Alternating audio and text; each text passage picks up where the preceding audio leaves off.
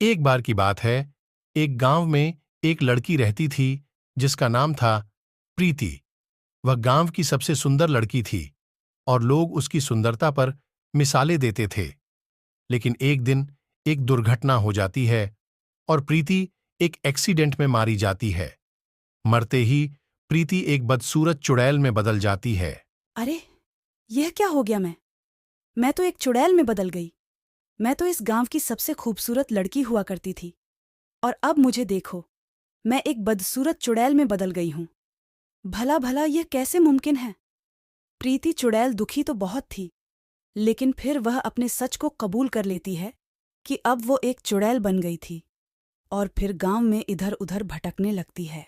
एक दिन वह बदसूरत चुड़ैल एक रास्ते से गुजर रही थी कि तभी उसकी नज़र एक काली वैन पर पड़ती है।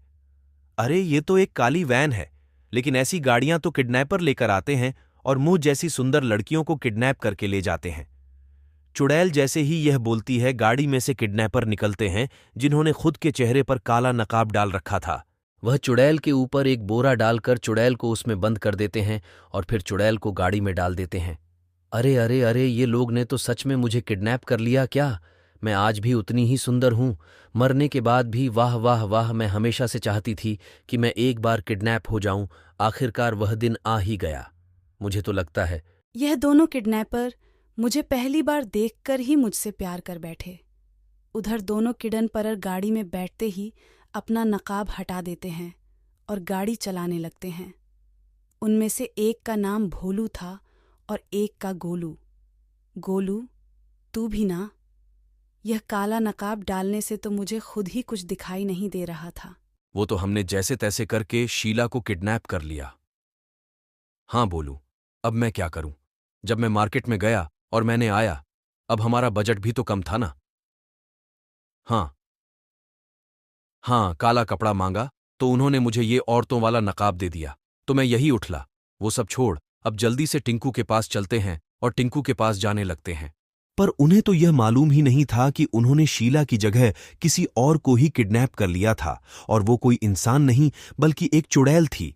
मगर चुड़ैल को तो किडनैपर्स का चेहरा किडनैप होने में बड़ा मजा आ रहा था। बड़ा मजा आ रहा है मुझे तो, लेकिन कितनी देर हो गई? अब तक हम लोग गाड़ी में ही हैं। पता नहीं कब पहुंचेंगे, और मैं अपने देखूंगी। थोड़ी देर में ही भोलू और गोलू अपने अड्डे पर पहुंच जाते हैं और दोनों गाड़ी रोक देते हैं।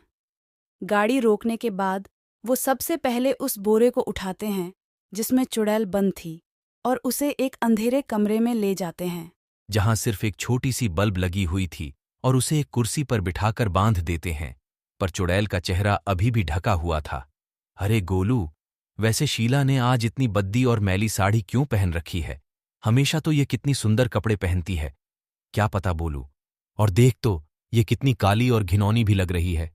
इसके पास से तो बदबू भी आ रही है। क्या यह हफ्ते भर से नहाती नहीं है क्या? इससे ज्यादा साफ सुथरा तो मैं लग रहा हूं। पर जब गोलू ये बोलते बोलते चुड़ैल के पैर बांधने जाता है तो उसके पैरों तले जमीन खिसक जाती है और वो जोर जोर से चिल्लाने लगता है, बोलू, ये क्या? ये शीला के पैर उल्टे कब से हो गए हैं? क्या उल्टे पैर भगवान, ये कौन सी शीला को उठा रहा है? हम दोनों भोलू और गोलू कुर्सी से दूर हो जाते हैं। और तभी चुड़ैल जोर जोर से हंसने लगती है। अरे, अब तुम लोग मेरा मुंह ऐसे ही कपड़े में बांधे रखोगे क्या? मेरा मुंह तो खोल दो, जल्दी से। अरे खोलो तो मेरा मुंह। गुल धीमे से जाता है और चुड़ैल के मुंह से कपड़ा हटाकर फिर पीछे भाग जाता है।